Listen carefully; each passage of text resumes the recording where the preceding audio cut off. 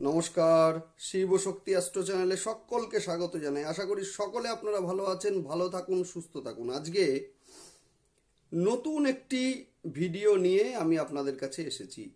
মূলত আজকের ভিডিওটি হচ্ছে তাদের জন্য যারা আমাকে বিভিন্ন সময় কমেন্ট বক্সে কমেন্ট করে জানাচ্ছেন বা জানতে চাইছেন যে মূলত গ্রহের প্রতিকার নিয়ে আলোচনা করুন।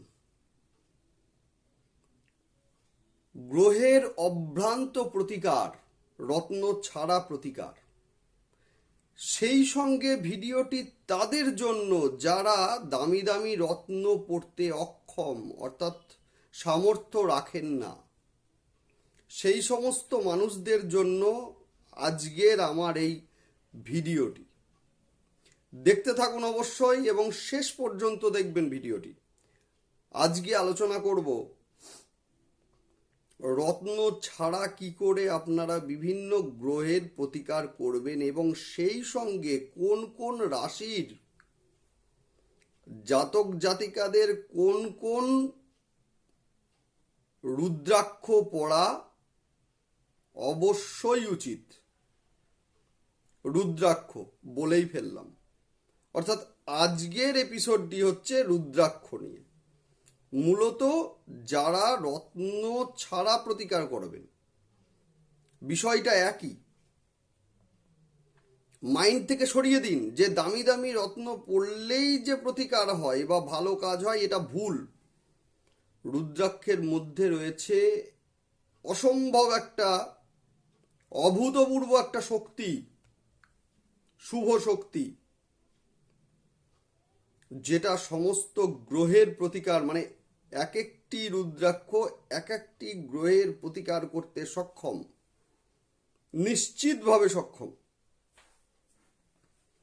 মূলত আজকের এপিসোডে আলোচনা করব যে কোন কোন গ্রহের জন্য কোন কোন রুদ্রাক্ষ আপনারা পড়বেন। সেই সঙ্গে আলোচনা করব, দেখুন রুদ্রাক্ষ পড়লেই হবে না। অনেকে হয়তো আমাকে বলবেন যে রুদ্রাক্ষ আমরা কিনেছি অনলাইন থেকে, অরিজিনাল রুদ্রাক্ষ, সার্টিফাইড রুদ্রাক্ষ, অথচ পড়েছি কাজ হচ্ছে না। বিষয়টি এইটা নয় যে বাজার থেকে রুদ্রাক্ষ কিনে নিয়ে এলাম এবং সেই সঙ্গে ধারণ করলাম, দারুণ কাজ হয়ে গেল, এটা নয়। রুদ্রাক্ষ রুদ্রাক্ষ এমনই একটা জিনিস যেটা রত্ন ছাড়া গ্রহের প্রতিকারের সাংঘাতিক একটা উপায়। 100% একটা প্রতিকার। দেখুন, মূলত আমি যা আলোচনা করি সেগুলো কিন্তু প্র্যাকটিক্যালে, সেই সঙ্গে যেগুলো আলোচনা করি সেগুলো মূলত আমার অভিজ্ঞতা এবং আমার জীবন দর্শন। দেখুন, আমার হাতে কিন্তু একটিও রত্ন নেই, রত্নর দরকার নেই। রুদ্রাক্ষের প্রতিকার অবশ্যম্ভাবী প্রতিকার, সাংঘাতিক একটা প্রতিকার। এখন আলোচনা করব রুদ্রাক্ষ বিষয়টা কি, আর রুদ্রাক্ষ পড়লে আমরা সুফল পাই না কেন, দুটোই আলোচনা করব। এবং সেই সঙ্গে কোন কোন রাশির জন্য কোন কোন রুদ্রাক্ষ এবং কোন কোন গ্রহের জন্য কোন কোন রুদ্রাক্ষ। মূলত রুদ্রাক্ষ শব্দটি এসেছে রুদ্র এবং অক্ষ থেকে, অর্থাৎ রুদ্র মানে ভগবান শিব এবং অক্ষ মানে হচ্ছে চক্ষু বা চোখ বা আঁখি থেকে অক্ষ। তাহলে এক কথাই হচ্ছে রুদ্রের যে চোখের জল, সেইটাই হচ্ছে রুদ্রাক্ষ। মূলত শিবপুরাণ অনুসারে একটা সময় দুর্বিনীত একজন অসুর, যার নাম হচ্ছে ত্রিপুরাসুরকে বধ করার সময় দীর্ঘ সময় ধরে যুদ্ধ চলার কারণে মহাদেবের অপলক নেত্রে যুদ্ধ করার ফলে কি হয়েছিল না, অবসাদগ্রস্ত চোখ থেকে মাটিতে জল গড়িয়ে পড়েছিল। যে অশ্রু বিন্দু তার চোখ থেকে গড়িয়ে পড়েছিল, সেইটি প্রজাপতি ব্রহ্মার নির্দেশে বৃক্ষে রূপান্তরিত করা হয়। মূলত রুদ্রাক্ষের মধ্যে রয়েছে একটি অসম্ভব একটা ক্ষমতা, একটা পাওয়ার। রুদ্রাক্ষ পড়লে কোনো রত্নের দরকার হয় না। এখন প্রশ্ন হচ্ছে, রুদ্রাক্ষ কিনে নিয়ে এলাম আর পড়লাম, আমার তাহলে কেন কাজ হচ্ছে না? না, হবে না। তার কারণ হচ্ছে, রুদ্রাক্ষ কিনে আনার পরে সেই রুদ্রাক্ষকে শোধন করতে হয়। সেটা মূলত আমরা দেখব পঞ্চগব্য দিয়ে শোধন এবং পঞ্চামৃত দিয়ে অভিষেক, সেইটা করার পরে প্রাণ প্রতিষ্ঠা করতে হয়। মানে কিভাবে করবেন ডিটেলস আমি আলোচনা করে দেবো, ডিটেলস ভিডিওতে আলোচনা করে দেবো, দেখতে থাকুন আপনারা। সেই সঙ্গে আলোচনা করব যারা যারা পারবেন না, বা যারা যারা আপনারা চেষ্টা করুন, ভিডিওটা দেখুন, দেখে কি কি পদ্ধতিতে আমি বলছি সেই পদ্ধতিতে আপনারা রুদ্রাক্ষের প্রাণ প্রতিষ্ঠা করার চেষ্টা করুন। যদি না পারেন আমাকে হোয়াটসঅ্যাপে জানাবেন। যাই হোক, আজকের কথা হচ্ছে যে কোন কোন গ্রহের জন্য কোন কোন রুদ্রাক্ষ। যাই হোক, আলোচনাটা শুরু করার আগে, মূল আলোচনা শুরু করার আগে সকলকে অনুরোধ করব চ্যানেলটি আপনারা সাবস্ক্রাইব করে নিন এবং লাইক এবং শেয়ার করুন। যাই হোক, আজকে যেমন যদি কারোর জন্মছকে রবির অবস্থা খারাপ থাকে, সেই ক্ষেত্রে রবির প্রতিকারের জন্য একমুখী রুদ্রাক্ষ। মূলত চন্দ্রের প্রতিকারের জন্য কারোর মা অসুস্থ হচ্ছে, সম্পত্তি নিয়ে সমস্যা হচ্ছে, চতুর্থ স্থানের অধিপতি যদি দেখা যাচ্ছে মেষ লগ্নের সাপেক্ষে চতুর্থ স্থান হচ্ছে কর্কট, সেই সঙ্গে অধিপতি গ্রহ হচ্ছে চন্দ্র, ডিস্টার্ব আছে, সেক্ষেত্রে আমি অবশ্যই বলবো দুমুখী রুদ্রাক্ষ।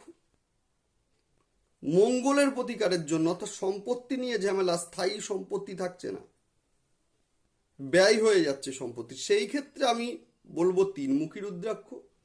বুধের জন্য চারমুখী রুদ্রাক্ষ, সন্তান চঞ্চল হয়ে যাচ্ছে, পড়তে চাইছে না, ভুলে যাচ্ছে, বুধ সেই সঙ্গে কেতুযুক্ত হয়ে গিয়েছে, অবশ্যই বলবো চারমুখী রুদ্রাক্ষ। বৃহস্পতির জন্য পাঁচমুখী রুদ্রাক্ষ, শুক্রের জন্য ছয়মুখী রুদ্রাক্ষ। শনিদেব বর্তমানে ধাইয়া চলছে কর্কট এবং বৃশ্চিকের, সেই সঙ্গে সাড়ে সাতি চলছে মীন, কুম্ভ এবং মকর। জর্জরিত হয়ে আছেন অনেকে, আমি বলবো সাতমুখী রুদ্রাক্ষ ভীষণ কার্যকরী। দেখুন, একটা রত্ন কিনতে গেলে 15, 20, 25,000 টাকা খরচা আছে, সেইখানে 350, 400, 450 টাকা একটু খরচ করে দেখুন না, দুর্দান্ত ফল পাবেন, দুর্দান্ত। যদি কেউ অভিষেক করতে না পারেন বা প্রাণ প্রতিষ্ঠা করতে না পারেন, আমাকে জানাবেন, বা হোয়াটসঅ্যাপের স্ক্রিনে যে নাম্বারটা আসছে অবশ্যই আপনারা নাম্বারে জানান রুদ্রাক্ষের জন্য। যদি প্রয়োজন হয় আপনারা আমাকে বলবেন, আমি প্রাণ প্রতিষ্ঠা করে আপনাদেরকে পাঠিয়ে দেব অনলাইনে।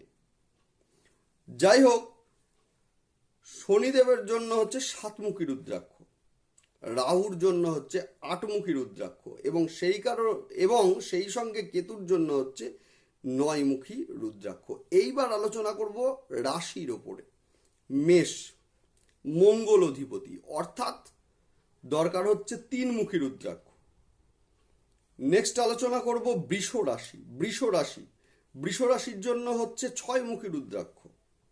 নেক্সট আলোচনা করব মিথুন রাশির জন্য হচ্ছে 4মুখী রুদ্রাক্ষ।